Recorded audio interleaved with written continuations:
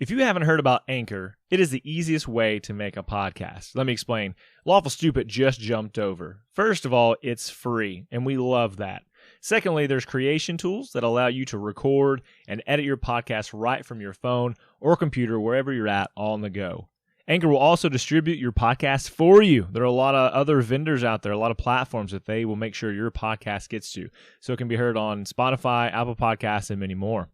And you can make money from your podcast with zero minimum listenership. It's everything you need to make a podcast all in one place.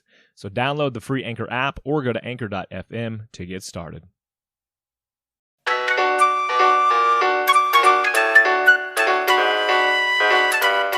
Last time on Lawful Stupid is a little different this time because Devin has not been privy to the last two interludes.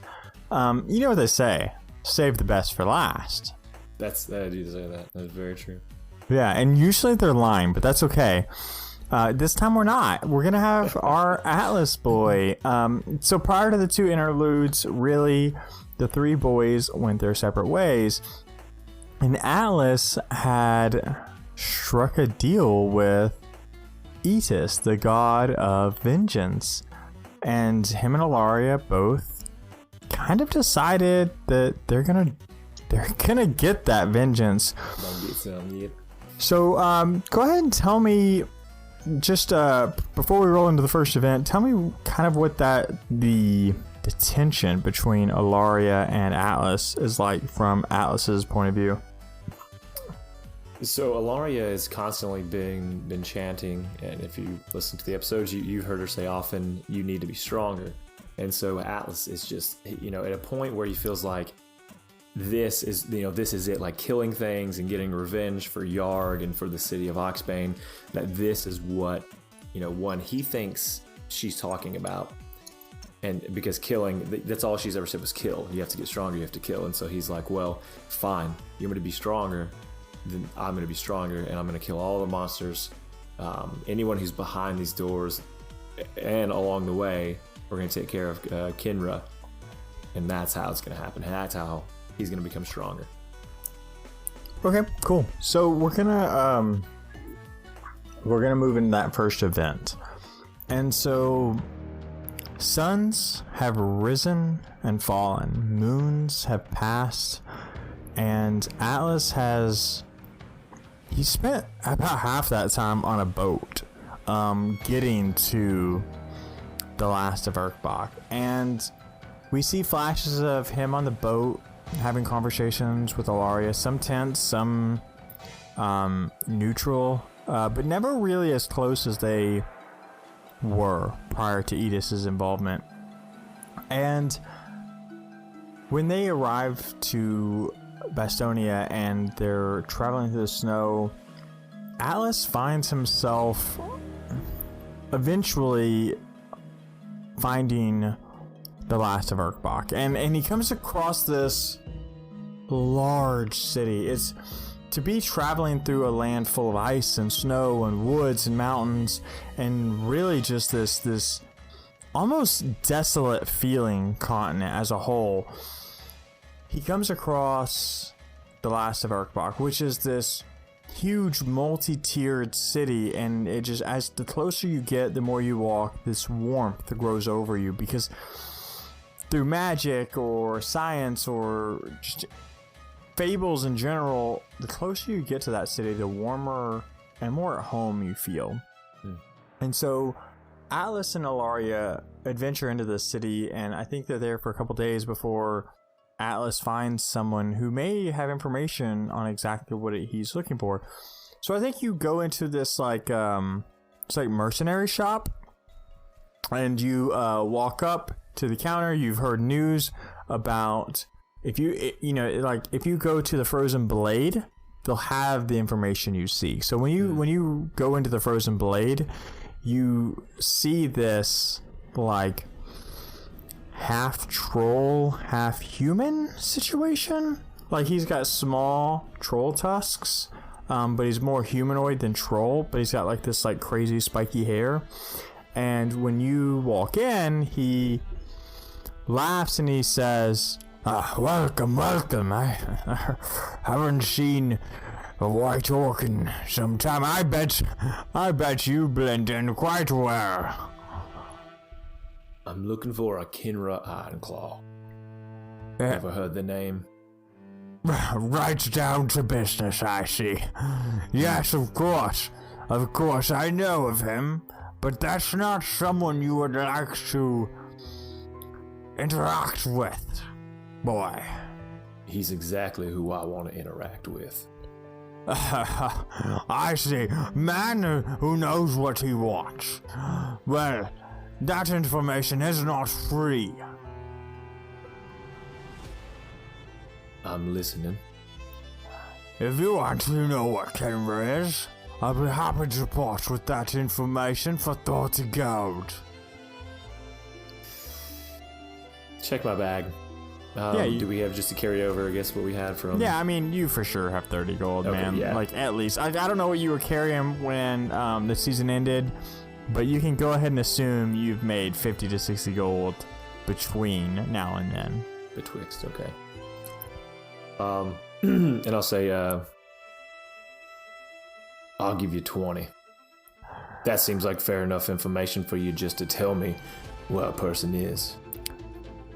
I appreciate a haggler, I do, but listen, boy, Kenra's not someone that you want to get on the wrong side of for very little coin. 27 gold is really the lowest I can go. So are you working for Kinra? Is that what I'm to gather from you saying you don't want to trespass on him? Oh no, boy, I would never work for someone who dabbles in magic like that, but it's my business running the Frozen Blade to really understand what's happening in my city, but make judgments or assumptions as you wish. The price shall not change any further. I'll take out 27 and throw it onto the desk and say, where is he then? And I think this half troll, half human gathers up this gold, and he's like kind of looking at you annoyed. Like, he's not like desperate to gather it up, he just like gathers it up and says, quite the attitude you have. I suppose it comes with your race. You can find him in the depths below the city. And he continues to kind of give you more exact instructions on how to find Kenra as he stacks up these coins. So you and Allaria do that. You make your way through the city and through the last Vecberg at Urkbach, which, by the way, 3 sessions, first time I dropped the make your way. And we did a tally, only did it 6 times over 38 episodes. So, awesome. you and Allaria travel to the city and you make your way, we'll double up, down to the underbelly of the city. And you're seeing thieves and the homeless and the darkness of the world, really, but just the city of Urkbach. And you kind of reach the underbelly of the underbelly, really. It's like this creepy sewer-esque thing, and there's like this half orc between you and the chambers of what you know to be Kenra's. And as you approach, he says, "Halt there! What are you doing?" I was summoned by Kinra. Roll me a deception check. That's an 8. And I don't see that going well for you, if we're being honest. Yeah, he looks at you and says, "Kenra's been busy for days. He's not sent a word for anyone."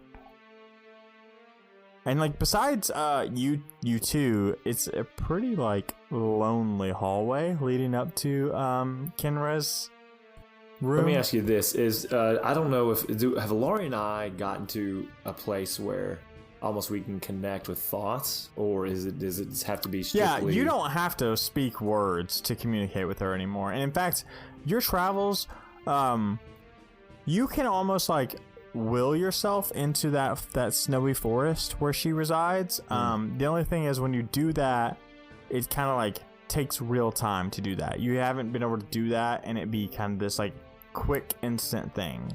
Okay. I'll to Allaria alone, I say, we don't have time for this. And you hear this voice say, I kill him. Get him out of the way. And I'll take the sword out and I will attack. Do me a favor, roll a melee attack for me, please. Natural 20. Yeah, so I think he's like shouting and he's like, listen, I know Kenra's schedule better than anyone, and you're not. And like you just in this like swift motion slice him in twain. And like I think he's like even just like, and you're not on the list. He just like slides apart. And you hear Allaria go, okay, that was impressive. And you are greeted with these double doors. I want to first clean the blade off on whatever clothes that half orc was wearing. Yeah, you super wipe the blood of this orc off on his clothes. Love it. I'll just step on by him through the door. Yeah, and so I think you push the doors open. They're not locked. He's got a guard. And you see Kenra Ironclaw. You've seen him before, and he's that now corrupted appearance. And I think even you, and Allaria can see more than you, but even you can see this like this darkness pouring off of him. And he's over this table, and there's like this body on this table, and he's got his hands inside of it. Kenra, look at me. I don't have time for this, boy. Go on. If there's someone who needs me, they know how to contact me. Kenra, I'm here because you have to die. And as soon as you say that, he turns around and his like hands are like just covered in his blood. And he looks at this like white orc and says, what does a pup like you doing here? And I pull out Allaria. The blade. I pull out the blade for him to see. And he grumbles, I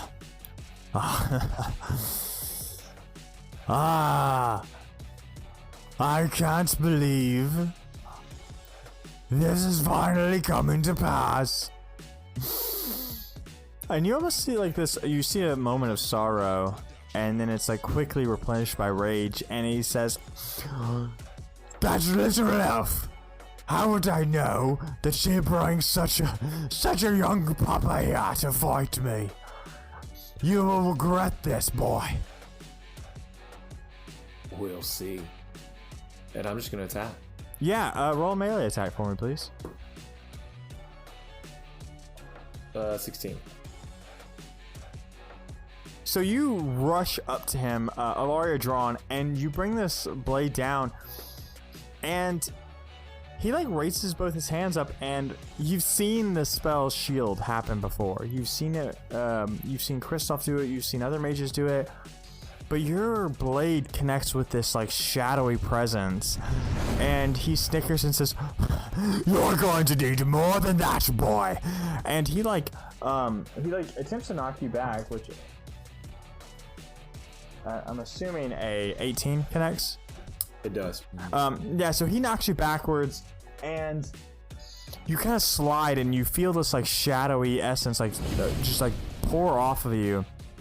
And he says, listen, boy, if you know what's good for you, you'll turn back around those doors, or I'm going to leave you with less than you came with. That sword will be mine, and your life will be mine. It won't matter much either way if I don't succeed in doing what I came here to do.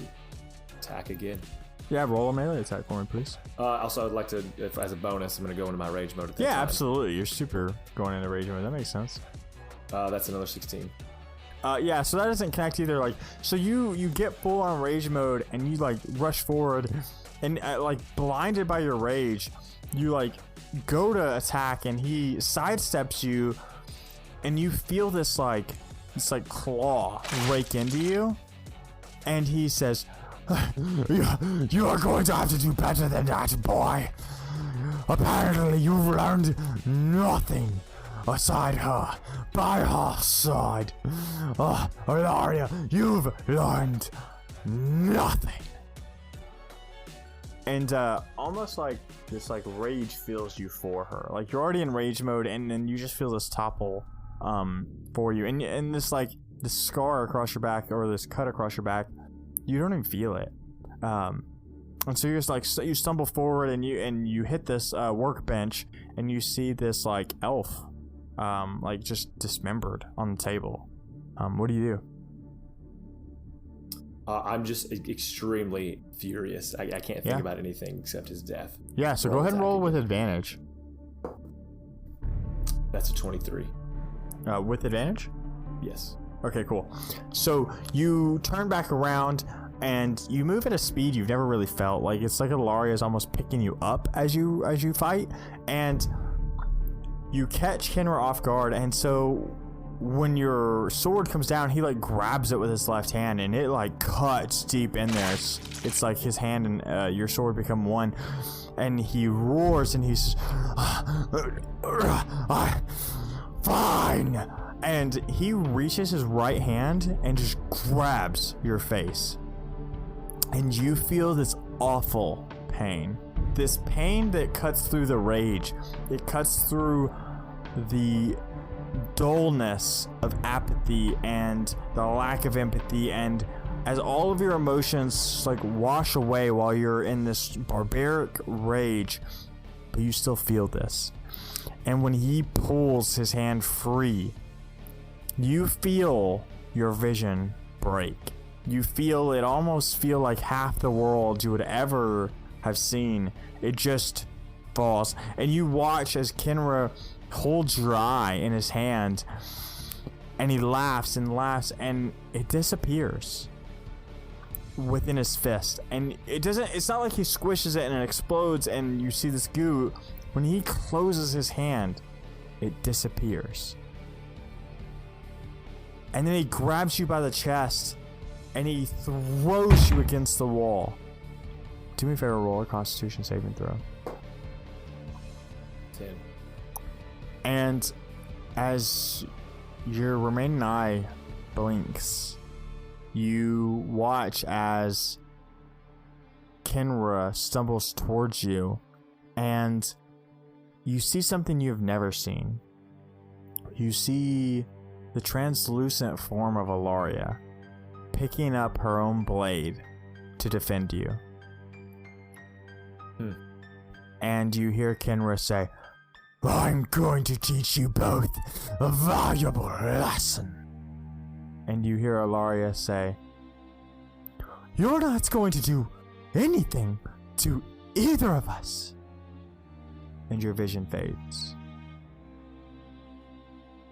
And while you don't remember what happened after that, Allaria will tell you that they fought, and that it was one of the most desperate things she's ever done, and that all she wanted to do was to protect you, and that event taught her something she forgot.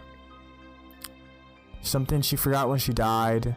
Something she forgot that maybe she even knew while she was living, but something she had never experienced. That she cared more about you than anything else, than her own freedom, her own curse, her own binding, that she was willing to give everything to save you.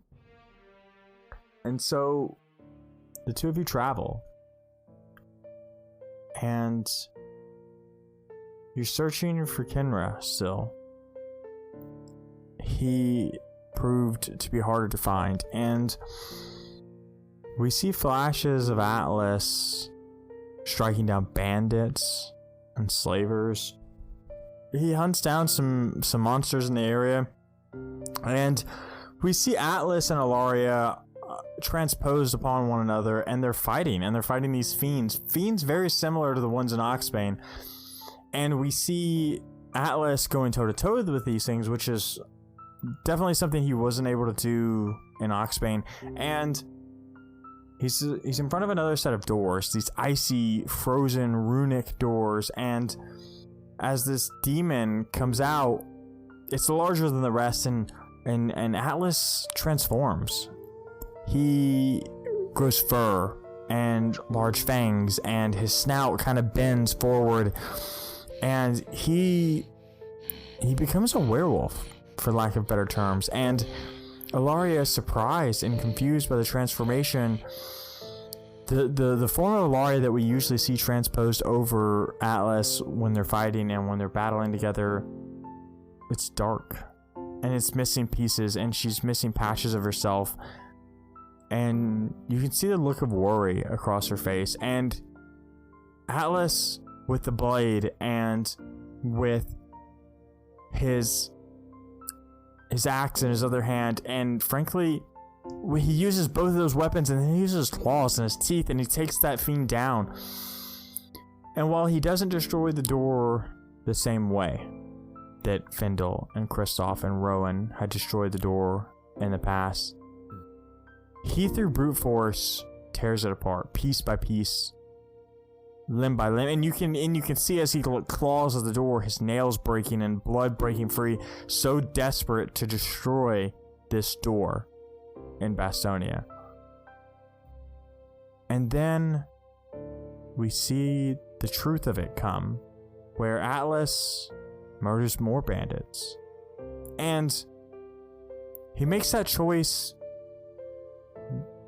not necessarily of his own free will.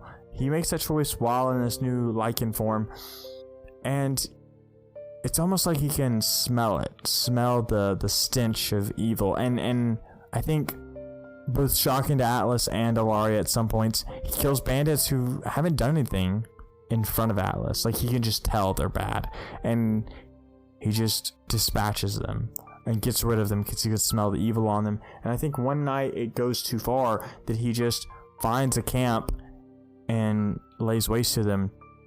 And Edis comes to him in a vision. And so Atlas, non-wolf form, is sitting next to Allaria, and I think they're discussing the fact that he just has lost control. And Edis returns. And Edis says, "Not quite the plan I had for you, Atlas." Yeah, well, things don't always turn out like you hope. I gave you this gift of my pack, and I don't feel like you've done anything worthwhile with it. Do you mean gift or curse? Because in my book, it's the latter.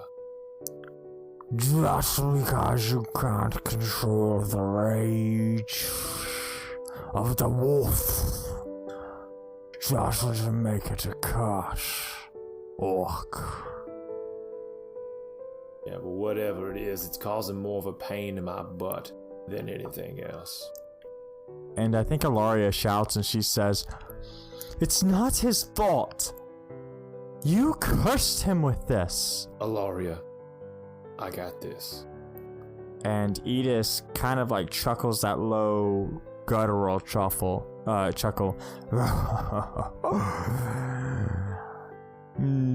Smart boy, don't let the girl, the ghost, fight for you. I want to, I'm able to see him, right? Like he's yeah, like absolutely. I want to stand up and like run over and drag the sword against it, and then put the sword just underneath his chin without actually doing anything. Be face to face. Yeah, I think he's not even terrified of you. So like when you bring this blade up and meet his fur, he like stays impossibly still, and he says, "You gotten brave, Atlas. There's that. And then I'll lower the sword, put it away, put it back. I feel like all I've gotten is nowhere. That's what this has gotten me. You have paid the price. You have lost a piece of you. But I can now make you whole. I can give you control over that bit of you. I can grant you that. And I kind of look up and meet his eyes, because a piece of me absolutely wants that. I don't want to say it, but that's exactly, what Atlas thinks he needs. And Etis says, whether you have both of your eyes or not, you are one of my pack, and I don't turn away from my children. There's someone, nay, something in my way. Should you bring the vengeance I desire upon him, I will grant you that control, and hereby grant you your vengeance, a power like you've never felt before. If you're so tough, then why haven't you done it yourself? And raise attention to sin law. I think not, boy. There are rules, gods, divinities, absolutes, and legends alike must follow to avoid the all-seeing eye of sin law. Whatever, Wolf. Tell me what you need. There is a pirate. I need you to kill him. He's causing quite the problem for my pack. He sails with the Muffies. I want to look up at his eyes then, because I have an inkling that whoever it is, I may know them, but I'm not gonna say anything to let him know. And he leans into you and connects eyes to eye and says, "That's Red Captain Tinder. Kill him. Bring him to my justice, and I shall grant you the control to achieve the vengeance you so desperately seek." I can't do what you ask. I may have a lot of vengeance in my heart, and there's a lot of people left to kill. That is terrible evils in this world. But I also haven't forgotten what honor is. And that tiefling helped us secure Oxbane when it was taken over. Where were you?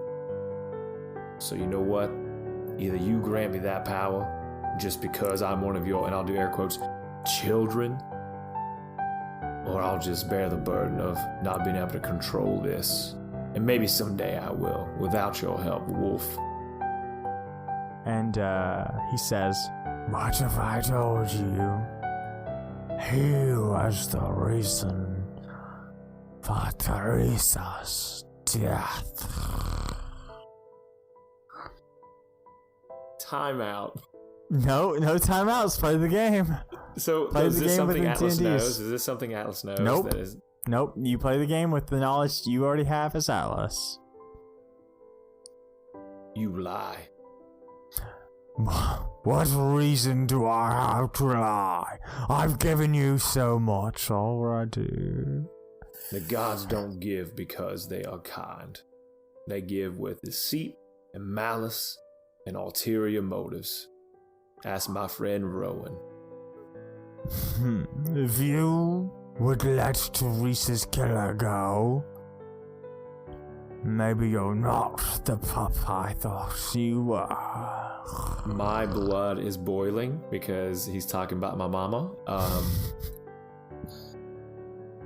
You show me proof. and he says, I need not show you anything. I believe you can feel it in your bones, boy. I want to roll to see if I feel it in my bones. Go ahead, roll a insight check to see if Okay. he is It's a 2. lying to you. Yeah, you don't have any reason to believe that he's lying to you about this. All right, so if this is true, and I'll say, I'll visit home. That's how I'll know. I'll go home. And if what you say is true, consider the deed done. And he smiles this wicked smile, and he raises his paw to you. And he takes one claw and kind of scratches down your left pectoral. And you feel this fire reach across you. And you have scars across your body that you've gained over time fighting. And you have this burning scar on your back as this new one forms. And you hear Allaria scream out, no! And you hear Edith say, you are one of my greatest pups. One last thing. Was he directly responsible? He was responsible enough. Did he do the deed? If someone else, if she is dead, if what you say is true, I'm after whoever did it. And he pulls his paw around you on your back, and you feel this warmth as he places this giant paw on your back and says, I would never lie to a pup of mine. I believe that I'm doing what's right. I think everyone always thinks they're doing what's right. And I'll turn and walk out and grab whatever gear I have. I'm assuming there's an exit to get out. I can't remember if Well, I mean, you're just walking away from this scene because you're in the snowy forest and the woods, and you kind of walk into the darkness, and Allaria is chasing after you, and the scene fades, and we as the viewer see so much more. We see Atlas traveling through the snow, Allaria at his side, and heated conversations about whether Edith was telling the truth or not, or what they should do next. And Atlas returns home. And when he returns home, they tell tales of these vampires, and they tell tales of this bard who came and got rid of Sinla and these evil vampire children, and how he saved the town. And Atlas goes from building to building, and they talk about how Henry and Teresa haven't been seen in a long time.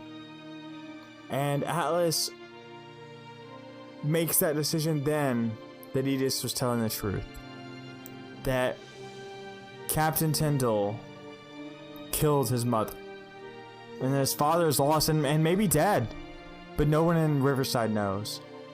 And Atlas spends the next 6 months, 6 moons, 6 leaves, because that's what the moon's called in this world. And he chases them down, and our boy wakes up. He wakes up on this tropical island in the sand, and trees behind him, soft warm wind blowing against his chest, Allaria's blades sitting next to him, his mask, his helmet with one eye covered, it lay next to him. And as he takes a breath, as he comes back to the world of the living, he's exhausted. And next to him, Captain Tyndall lays. and First Mate Zell lays. And in the distance, as he sits up, he can see the drunken sun. And he sees a dozen or so more pirates laid to waste. And as he opens his eyes his eye and really gets a good look, he sees Allaria, like kneeling next to Tyndall. And when she notices that Atlas is awake, she says, "I'm not sure what we did was right."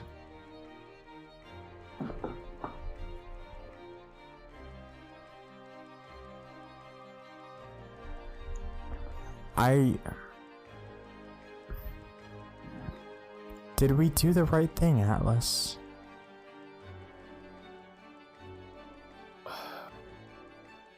I don't know. It's like the wolf said. I would only do the things I think are right. I had to put the care of my mother and the concern for her above all, because they did that my whole life, right? And she says, I've never been a mother, and I don't know who my father is, but I imagine if somebody did something to my mother, I would do anything to make it right. But I'm not sure we're on the same path we were on before. And I feel like maybe I stood as she was talking to me to peer around what was going on. And when she says that, I know in my heart of hearts that she's absolutely right. But I've come so far down this darkened path that there seems like there's no escape. And she crosses a distance from Captain Tyndall's body to you and says, I know we haven't exactly seen eyes to eye, but I wanted to say thank you, because I've never felt closer to someone, even dead or alive, and I know that I've not exactly been normal, and that you're trying, but I wanted to say thanks. None of the others, I don't remember them trying like you have. Well, I guess the kindness I once had was maybe a curse of its own, and I'm just now learning how to be strong. And I think she puts her translucent hand on your cheek, and she says, I'm not sure that's the curse that you bear. I think I'm your curse. And I think you need to get much stronger. And her form shifts and kind of gets dark as you kind of say her name. Mourning over the death of these pirates. They're nothing to us. Nothing. And this darkness pours out of her and fades away, and she says, I'm sorry. No. You've done more than I've ever could have asked for. I'm sorry, Atlas. I'm sorry that you found me. You don't deserve this. Well, it's too late now. We're on this together, whatever happens. But so much has happened, and you've done so much that I'm sure you would have never done had I not fallen into your life like this. That might be so, but if there's one thing I have learned, that there's no looking back. We have to move forward. And so what I'll do next is I'll take a look at the two pirates. You said it was Tyndall, and who else is there? First Mate Zell. First Mate Zell. And I will take my helmet and I will start to dig graves for them. And I think you do that. I think you spend the better part of an afternoon digging graves and burying their bodies. And the two of you kind of give this funeral session. And as you're sitting on this beach deciding what to do next, Allaria says, have you ever thought about your birth parents, Atlas? It's been a long time since I even deemed to let their thoughts into my head. It almost seems futile to dwell on it in any way. I can't say that it doesn't cross my mind from time to time. Do you think it was easy giving you up? I can say from my limited, I guess, understanding, no. I mean, I think about the love. I mean, look at what we've done, what I've done for the love of my parents, and I can only imagine that love is much stronger from the top down. I feel like I would have been a good mom. I feel like I've had so much to live. And I know that sounds dumb because I'm dead. But I feel like I missed out. That I just feel like we could have had more. I think that's the way just life is. You dealt the hand you dealt, and you try to make the best of it. And sometimes it doesn't go the way you planned. Is that how you feel about us, Atlas? Something that didn't go the way we planned? I mean, look where we are now. We're no closer to Kenra. I watch sunsets with one eye now.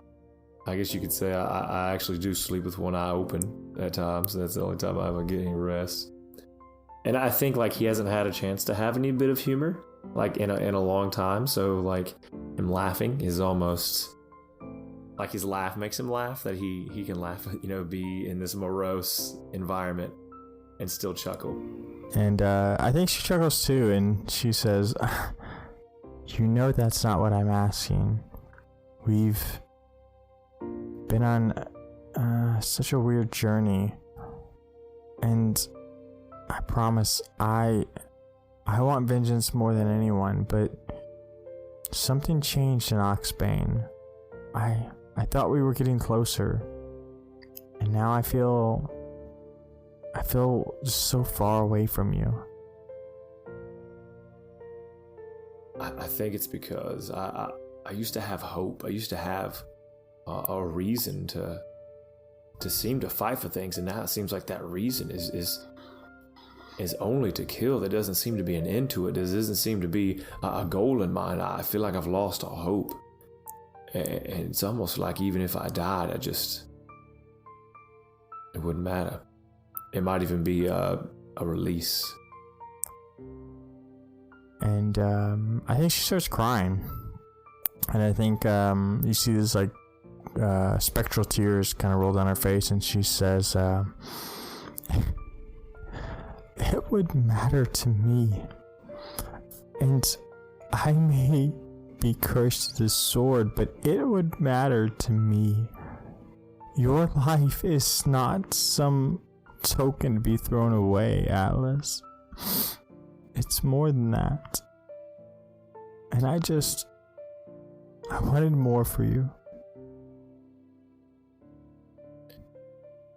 Yeah, me too. I did not mean to make you upset. I apologize. I think your abruptness kind of makes her laugh, right? Laugh through the tears, and she says, I'm not sure what I expected of any of this. Maybe we should keep going. Yeah, but where to next? I think we go back to where this began. I think we go back to Bastonia. And I think we take this gift that Aegis gave us. And she kind of looks at you and says, gave you. Oh. And I think we end this curse. And if that means the end of us, as long as I know that you'll be happy, I think that's enough for me, Atlas. Allaria, I'm sorry. I think for all the time that we've been together, I've known that to succeed in what I'm trying to attempt would mean that you are gone forever. And she kind of like does that silent cry, where she's like holding it back, but you can like see her shoulders shaking, and she says, I understand, and I get it. I just I want you free of this curse as much as anything else. He'll just look out to the sun, and just slowly nod his head. And the two of you sit there for some time. I think you sit there and watch the sunset together, and for the first time in a long time, you guys lean into each other. Such a strained relationship over the past like 18, 19 months. For the first time, you guys like felt connected again for the brief sunset. And Atlas takes the drunken sun. He with Allaria's help, they manage to kind of guide this ship back to Bastonia. And the world kind of falls apart, and the clock spins, and suns rise and moons fall, and we shift into Atlas in the snow. And we find the world pieced back together, and there's snow falling, and it's thick, and it's obscuring the very view of anyone who dares try to march through something like this. Seeing 5 to 10 feet in front of themselves is difficult, much less past that. And we see a large orc who is battle-clad in armor and is wearing this red bandana wrapped around his head and covered by this metal mask. And the parts of him that are exposed to the elements almost blend in with the snow. And our viewpoint shifts to face Atlas, and he takes off this helmet, and we see as he kind of like blinks, taking off the mask, his left eye open, and we notice that his right one is shut with a scar over it, and his hair is long and messy and covered in ice, and his beard is almost a little disgusting from like the march through the snow and him weathering the very weather itself. And we hear Atlas cry out to the world. How long has it been? How long must I go on fighting against myself and the evils in this world? Allaria, what good is it all? She's going to say, why you? why us? But more so, you did it. You became stronger. Became stronger? What do you think becoming stronger is? To lose my eye? To the very man that keeps your soul captured in this sword? How is that stronger? She stands in front of you. She appears, and her appearance is different. It's more solid. It's more who she was. It's not this weak form that she has shown before. She's in that leather battle armor that she had worn when you replayed out her memories. And she says, You're your own person, Atlas. And the things you've done, they're great. What do you mean? What have you done? What do you mean? I don't understand. Strength comes from being the strongest. That's what strength is. It's having the right answers. It's knowing exactly what to do. Here we stand on this mountain, 2 years from the time we set out, with nothing to show from it. And she says, I said that you became stronger. I did. I said those words, and I needed you to be stronger, and you've become closer than anyone else, and we've become closer. And there's something missing. There's more to it. I'm not following. You don't realize. You don't get it. This curse on me, it's a curse on you too. I was bound to this sword long before you ever showed up. Ever appeared. And it's my fault. My desire for vengeance, my need to put those who have done any wrong on me to want to do that back to them. It was my own undoing. And in fact, Kenra wasn't to blame for any of this. I was. Or whatever consumed him. Whatever. That's not the point. The thing I relied on to get my vengeance, my family's sword, it's my prison.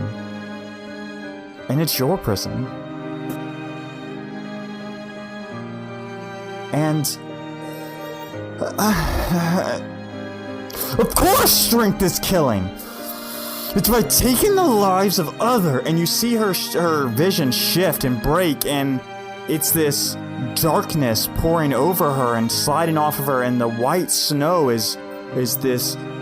It's almost like this absence of light is pouring around the two of you. This white pouring of this blizzard disappears, and she says, if you're going to prove your worth, it is by killing Kenra and everything that stands between us. And if there's some god, we'll kill it too. And all of the shadows like explode, and when they explode, this wave of darkness slides out, and you see her again, and she says, no. Strength is more than that. Strength is found in weakness. It's found in doing things that others can't or won't do. Strength is found when you think everything's gone, or that all hope is lost. It's something that everybody gives to you. And it's something that you gave to me, Atlas.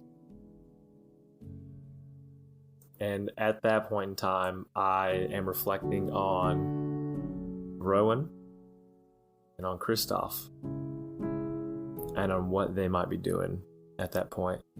And I say, friends give you strength.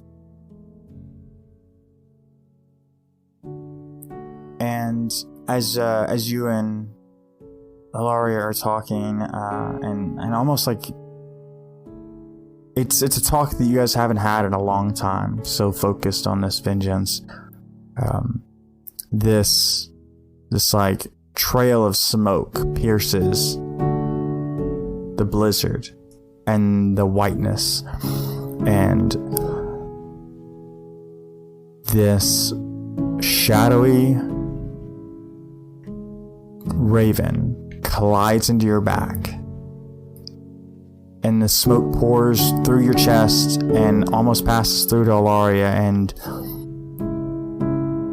you, this shamble and dirty orc in this white, pristine blizzard, you begin to have a vision.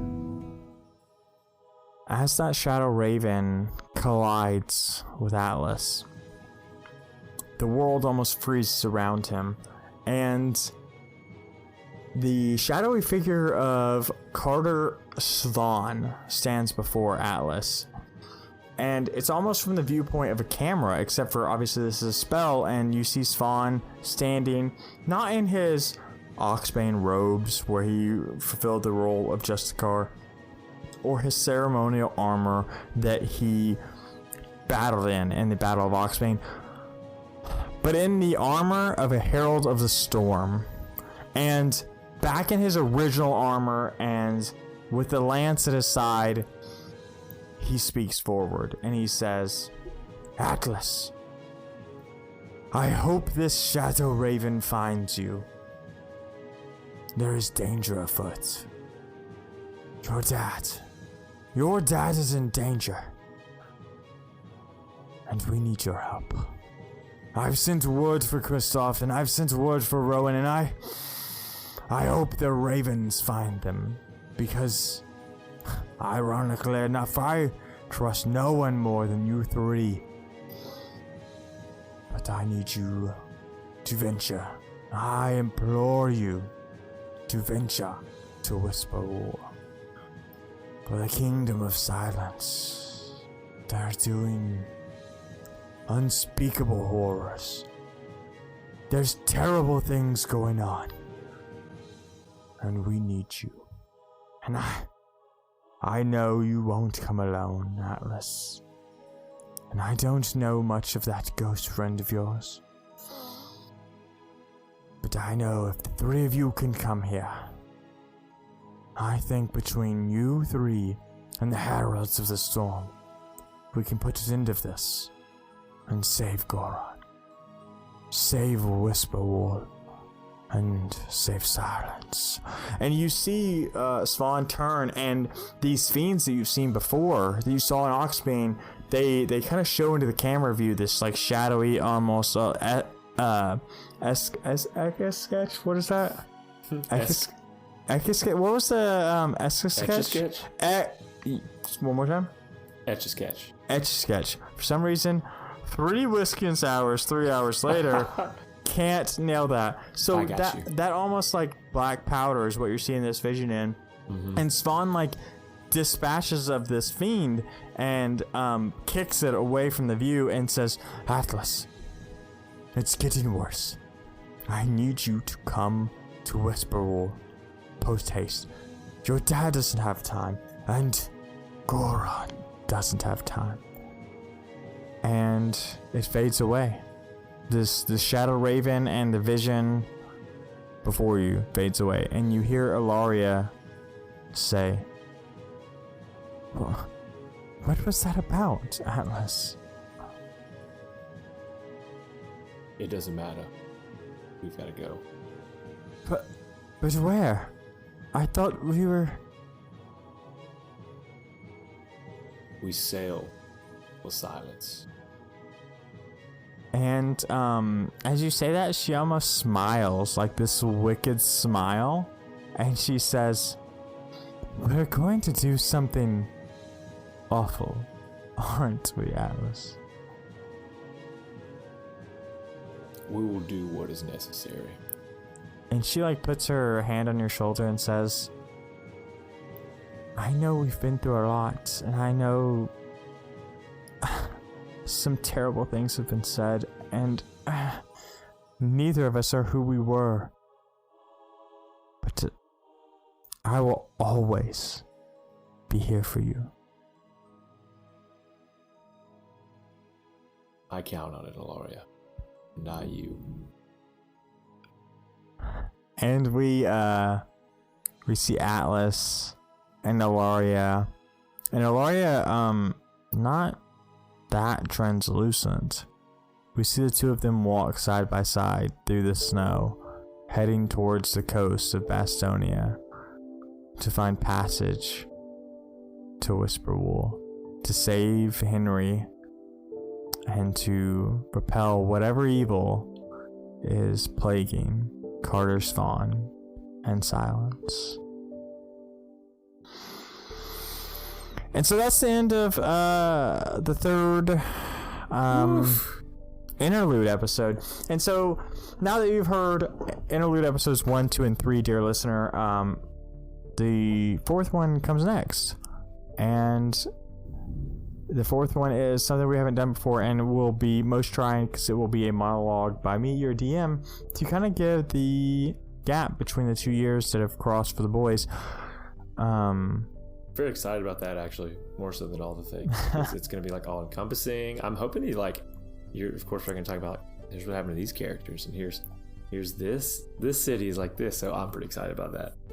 It's gonna be interesting talking to a microphone for 30 to 45 minutes.